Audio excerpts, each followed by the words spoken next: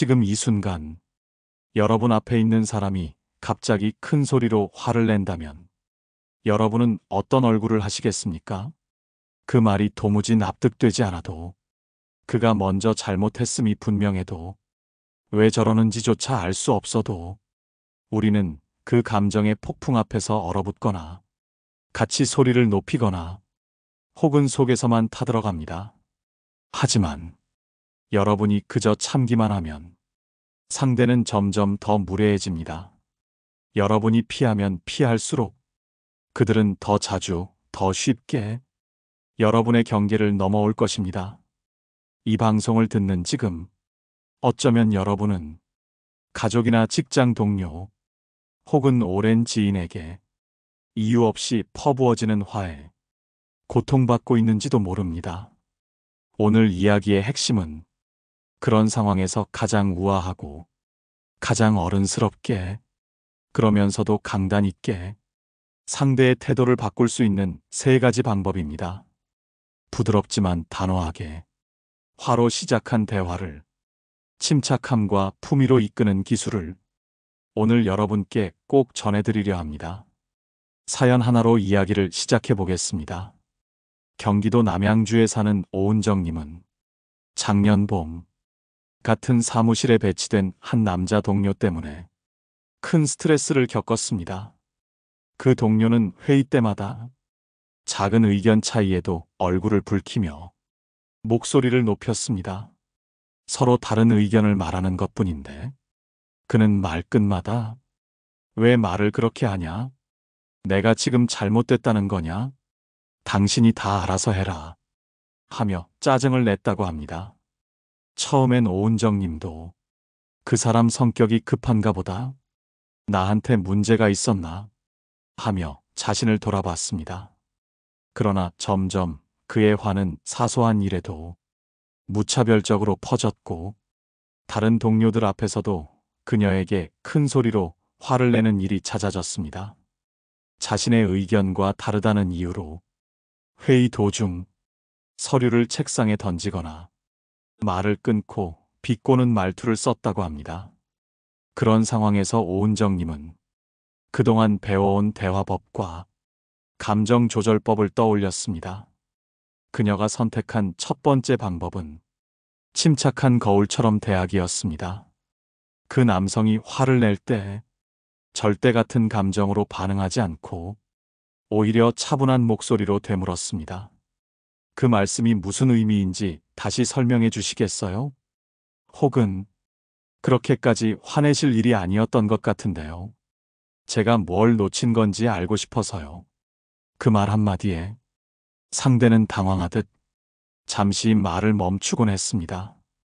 당신이 소리를 지르더라도 상대가 흔들리지 않고 평온한 톤으로 대응하면 흔히 사람은 자기 감정을 거울처럼 보게 됩니다.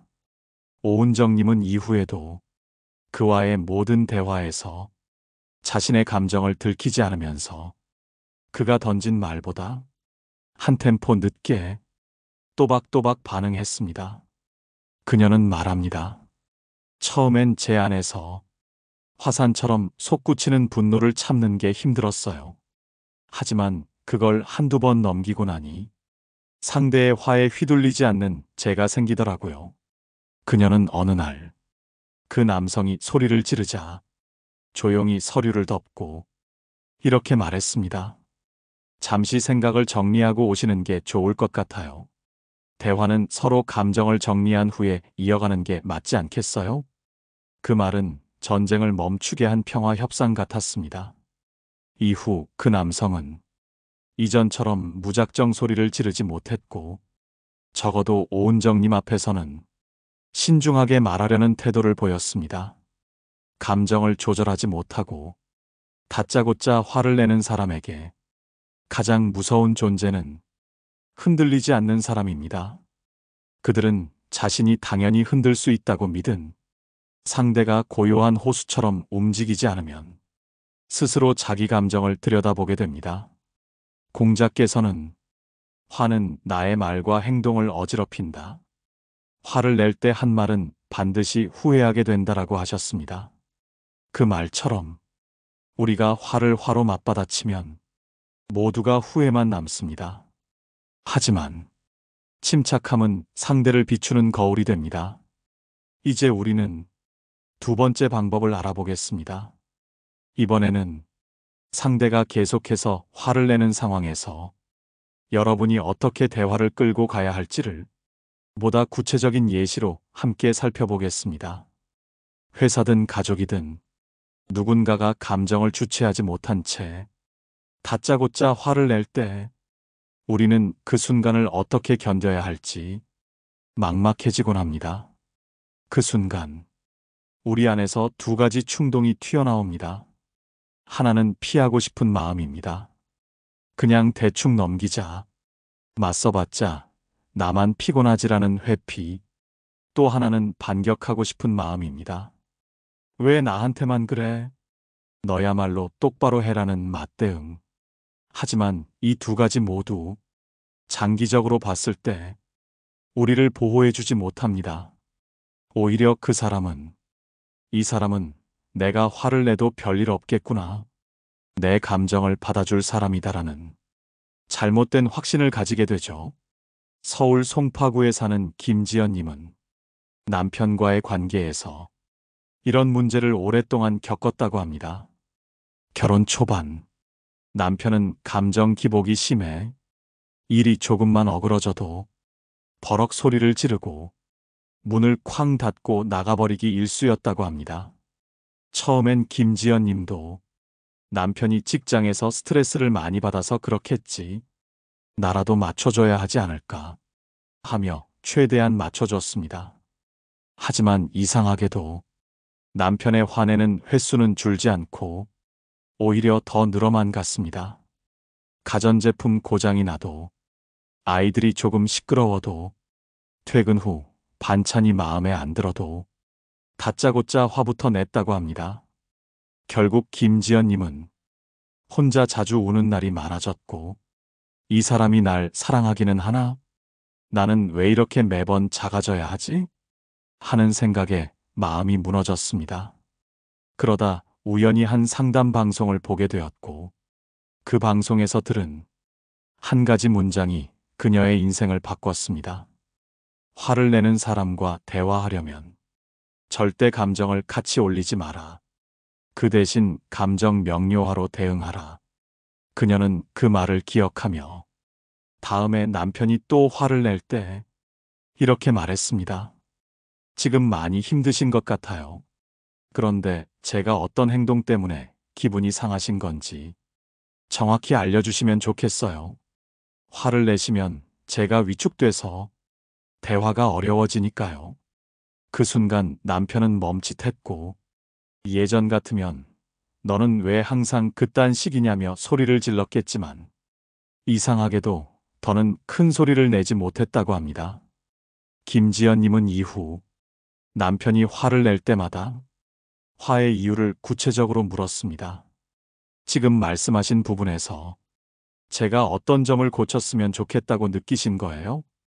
혹은 저도 서운한 마음이 있지만 이야기를 들을 준비가 되어 있으니 화내지 말고 말해주세요. 이런 방식은 감정 명료화라고 부릅니다. 상대가 감정으로 던진 화를 이성의 언어로 되돌려주는 것입니다. 화는 본질적으로 정서의 폭발입니다. 하지만 그 정서를 언어로 풀어야만 상대도 자신의 감정을 객관적으로 바라볼 수 있게 됩니다. 이 방법의 핵심은 상대의 감정을 부정하지 않으면서도 화내는 방식은 받아들일 수 없다는 경계를 분명히 하는 것입니다. 무작정 피하는 것도 아니고 정면으로 싸우는 것도 아닙니다. 이건 감정을 감정으로 끌고 가지 않고 언어로 풀어내는 가장 성숙한 방식입니다. 소크라테스는 말했습니다. 화를 낸 순간 그 사람의 수준이 드러난다. 그렇기에 분노의 순간에 말을 하지 말고 말의 순간에는 분노하지 말라. 김지연님은 지금 남편과 대화가 늘 어려운 건 아니라고 말합니다. 아직도 남편이 화를 내는 날은 있지만 이전처럼 무조건 참거나 그 화에 눌려 지내지 않습니다.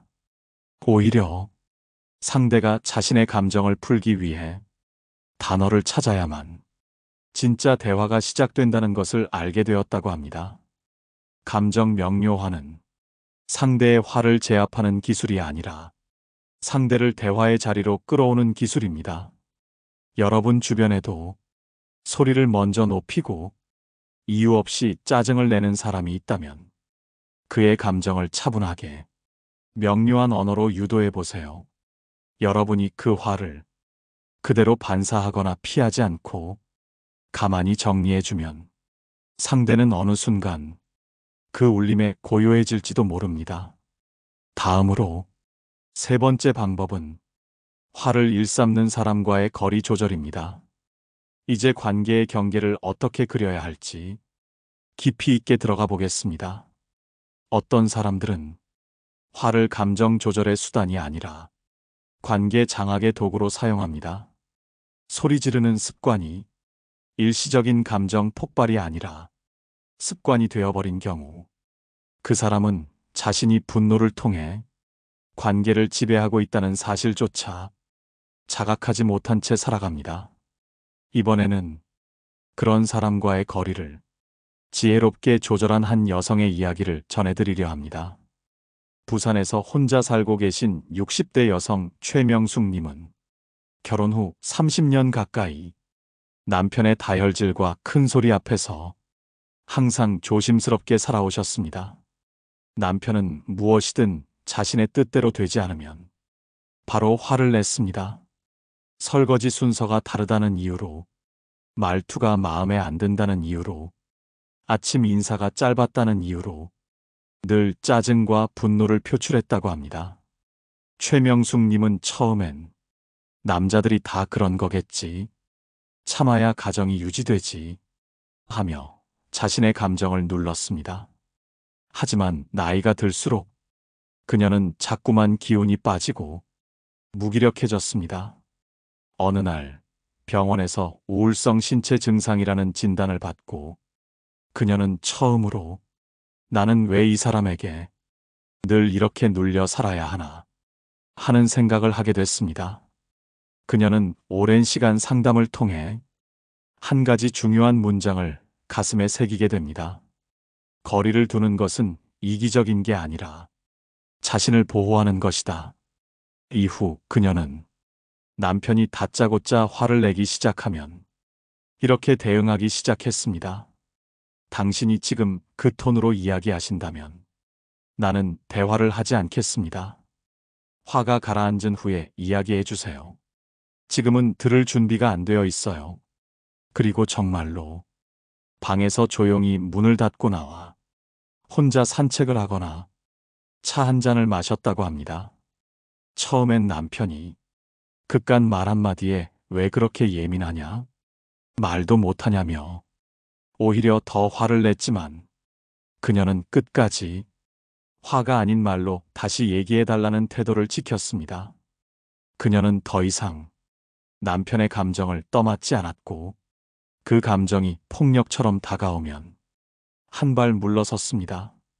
시간이 지나자 남편은 서서히 그녀에게 큰 소리 내는 횟수를 줄였고 자신의 말이 거절당할 수 있다는 사실을 깨닫기 시작했다고 합니다. 최명숙님은 말합니다. 나는 그 사람을 바꾼 게 아니에요. 그저 내가 더는 감정 쓰레기통이 되지 않겠다고 나를 지키기 시작한 것뿐이에요. 우리는 흔히 가까운 관계일수록 무조건 맞춰야 한다고 착각합니다. 하지만 진짜 성숙한 관계는 서로를 지켜주기 위한 거리감이 있어야 지속됩니다. 거리 조절의 핵심은 상대의 감정을 무시하는 것이 아니라 그 감정이 나에게 상처가 될 수 있다는 것을 분명히 밝히는 것입니다. 이는 곧 여러분 자신을 사랑하는 방식이기도 합니다. 노자의 도덕경에서는 지극히 부드러운 것이 세상에서 가장 단단한 것을 이긴다고 했습니다. 여러분이 부드럽게 선을 긋고 거리를 지켜내는 순간 상대는 여러분의 존재를 다시 보게 됩니다. 소리를 지르면 사람을 움직일 수 있다고 믿는 사람에게 진짜 힘은 조용히 떠나버리는 침묵이라는 걸 알려주는 겁니다. 이 세 번째 방법인 거리 조절은 가까운 관계에서 더욱 절실합니다. 부부, 부모 자식, 직장 상사, 오랜 친구, 여러분을 존중하지 않고 다짜고짜 화로 감정을 쏟아내는 사람에게는 감정의 거리, 시간의 거리, 물리적인 거리, 세 가지를 조절하는 기술이 필요합니다. 감정의 거리는 즉각 반응하지 않고 한 템포 쉬는 것, 시간의 거리는 대화할 때 지금은 힘들다고 말하며 나중으로 미루는 것, 물리적인 거리는 공간을 잠시 떠나 상대와 분리된 시간을 확보하는 것입니다. 이 세 가지 거리감은 여러분이 무례한 화에 휘둘리지 않고 스스로를 지키는 매우 중요한 기술입니다. 이번에는 이 세 가지 방법을 종합적으로 어떻게 실천에 옮길 수 있는지 전문가의 조언을 바탕으로 한 걸음 더 깊이 들어가 보겠습니다. 이번에는 지금까지 말씀드린 세 가지 방법. 첫째, 침착한 거울처럼 대하기. 둘째, 감정 명료화. 셋째, 거리 조절. 이 세 가지를 실제 상황에서 어떻게 적용할 수 있는지를 심리 전문가의 조언과 함께 더 깊이 들어가 보겠습니다. 서울 마포구에서 개인 상담소를 운영하는 심리 상담사 한정민 소장은 이런 조언을 합니다. 화내는 사람을 대할 때 가장 중요한 건 그 사람을 바꾸겠다는 생각을 버리는 겁니다. 우리는 늘 왜 저 사람은 저럴까? 왜 나한테만 저러지라는 질문을 던지죠. 하지만 그 질문은 결국 상대에게 내 감정의 열쇠를 넘겨주는 거예요. 그 말은 상대의 태도에 감정이 좌우되는 순간 우리의 주도권이 넘어가 버린다는 뜻입니다. 그러니 중요한 건 상대의 감정을 조절하는 게 아니라 내 감정의 중심을 잡는 것입니다. 그 중심을 잡기 위한 실천적인 세 가지 질문이 있습니다. 첫 번째 질문. 지금 이 사람의 화는 나 때문인가? 그 사람 자신 때문인가? 대부분의 경우 화는 상대의 내면 문제입니다. 피로, 스트레스, 좌절, 미성숙 이런 요소들이 복합적으로 쌓일 때 감정은 제어되지 않습니다. 상대가 여러분에게 화를 낸다고 해서 여러분이 꼭 무언가 잘못한 것은 아닙니다.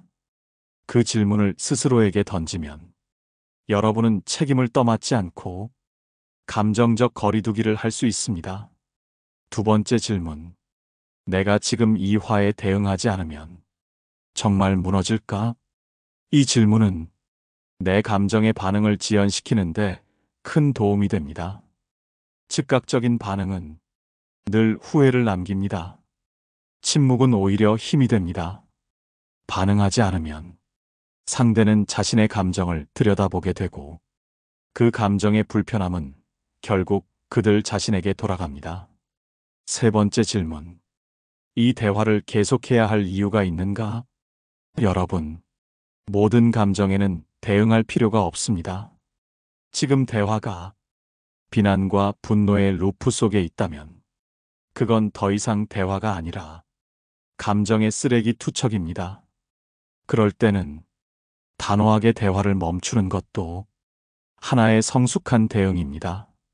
심리학자 마셜 로젠버그는 사람은 자신이 들은 방식대로 말하게 된다고 했습니다.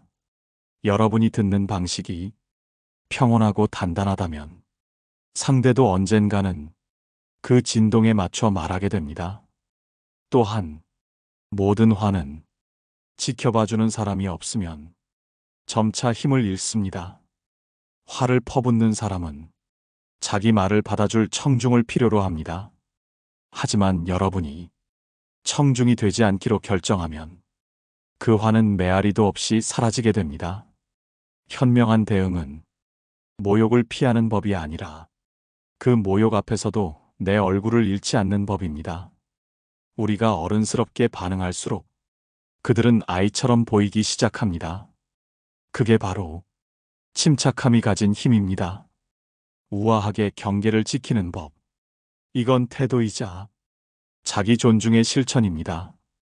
이번에는 이 방송을 듣는 여러분이 실제로 가장 많이 경험하는 가족 간의 화, 특히 부모와 자식 사이, 혹은 형제자매 간의 갈등에서 이 방법들을 어떻게 적용할 수 있는지 구체적인 사연과 함께 더 깊이 들여다보겠습니다.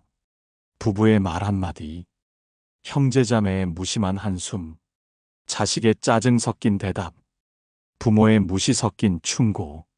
이 모든 말 속에 담긴 감정들은 우리를 흔들고 또 때로는 아무 말도 하지 못하게 만들기도 합니다. 부산 북구에 사는 박순애님은 올해 75, 평생을 가족을 위해 살았고 지금은 혼자 조용히 살고 계십니다. 그런데 몇 해 전부터 큰딸과의 관계가 극도로 냉랭해졌다고 합니다. 딸은 자신이 바쁘다는 이유로 자주 연락도 하지 않았고 겨우 통화가 닿아도 툭툭 끊어지는 말투에 언제나 화가 나 있는 듯한 느낌을 받았다고 합니다. 박순애님은 처음엔 자책했다고 합니다. 내가 너무 참견했나? 딸 입장에서 잔소리로 들렸나? 어릴 때 내가 부족했던가? 하지만 결정적인 사건은 작년 설 명절이었습니다. 설 준비로 집에 온 딸은 반찬 하나하나에 시비를 걸고 정리하는 방식, 청소 상태, 말투, 모든 것에 민감하게 반응하며 끝내는 소리를 질렀습니다. 엄마는 왜 항상 자기 방식대로만 해요? 좀 남도 편하게 살게 해요. 순애님은 그 자리에서 아무 말도 하지 않았습니다. 눈물이 날 것 같아서 입을 꾹 다물고 방으로 들어갔습니다. 그날 밤 그녀는 오래전 딸을 낳았을 때를 떠올렸다고 합니다. 추운 겨울밤 작은 난로 하나를 켜놓고 아기가 자는 방을 수십 번 들락날락했던 자신, 기저귀를 손빨래해 널던 날들, 딸을 위해 도시락을 싸고 야근까지 하면서도 하루 한 번은 딸 얼굴을 꼭 보려 기다리던 마음, 그 모든 기억들이 한순간에 울컥 올라왔다고 합니다. 하지만 그 순간 순애님은 이렇게 생각하셨다고 합니다. 이 아이는 지금 화를 내고 있지만 사실은 삶이 힘든 거다. 내가 그 화를 다 맞을 필요는 없다. 그 감정을 나에게 던질 수 있게 둔 건 내가 경계를 안 지켰기 때문이다. 그날 이후 박순애님은 딸에게 한 통의 문자를 보냈습니다. 딸, 엄마는 내가 힘든 걸 알아. 그래서 그 화도 받아주고 싶었는데 이젠 엄마도 나를 지키고 싶어. 우리 말할 때 서로 감정을 덜어내고 마음을 먼저 보여주자. 딸은 그 문자를 읽고 며칠 후 전화로 울면서 사과를 했다고 합니다. 그녀 역시 결혼 생활과 육아로 지쳐 있었고 마음을 털어놓을 곳이 없었다고 말했습니다. 박순애님은 그 전화에서 한 가지 깨달음을 얻었다고 말합니다. 화를 받아주기만 하면 상대는 내가 무너지지 않는다고 생각하더라. 하지만 감정의 벽을 세우고 나니 그 아이도 자신의 분노를 돌아보더라.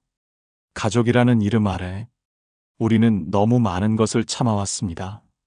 무례도, 소리도, 비난도. 그러나 가족이기에 더 지켜야 할 건 내 마음의 평온이고 감정의 경계입니다. 한 철학자는 말했습니다. 사랑은 경계 안에서 피어난다. 경계 없는 사랑은 스스로를 파괴한다. 가족이라는 울타리 속에서도 여러분은 자기 감정의 주인입니다. 화를 던지는 가족에게 때론 단호하게 말할 수 있어야 합니다. 그 말투는 나를 아프게 해. 우리 대화는 좀 더 따뜻하게 할 수 있지 않을까?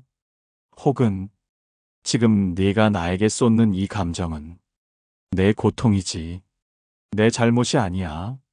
이렇게 말할 수 있어야 관계는 비로소 성숙해집니다. 이번에는 오늘 이야기한 내용을 정리하며 청취자 여러분이 일상에서 지혜롭게 적용할 수 있도록 핵심 메시지를 간결하게 되짚어 보겠습니다.